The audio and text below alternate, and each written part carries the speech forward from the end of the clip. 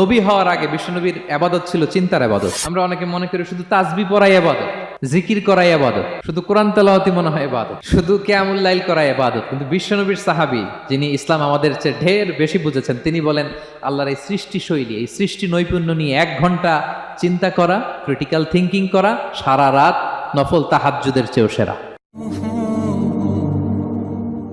সূরা আলে ইমরানের 190 নম্বর আয়াতে আল্লাহ তাআলা বলেছেন, যারা আকাশ বাতাস পৃথিবী সৃষ্টি নিয়ে চিন্তা করে এবং সর্ব অবস্থায় আল্লাহ তাআলার জিকির করে, ওয়াতাফাক্কারুনা ফি খালকিস সামাওয়াতি ওয়াল আরদ, এবং তারা তাফাক্কুর করে, ক্রিটিক্যাল থিঙ্কিং করে, এবং তারা বলে মা খালাকতা হাযা বাতিলা, হে আল্লাহ তুমি অনর্থক কিছু সৃষ্টি করো নাই। মনে রাখবেন, এই পৃথিবীতে আল্লাহ তাআলা অনর্থক কোনো কিছু সৃষ্টি করে নাই, করেছে? যেটাই সৃষ্টি করেছে এটা এর মধ্যে মানব কল্যাণ আছে না নাই? আল্লাহ তাআলা আমাদের জন্য কল্যাণ রেখেছেন। এবং এই আয়াত যখন নাজিল হল, বিষ্ণু ইসা ইসলাম বললেন, ওয়াইলুন লিমান কারাআহা ওয়া লাম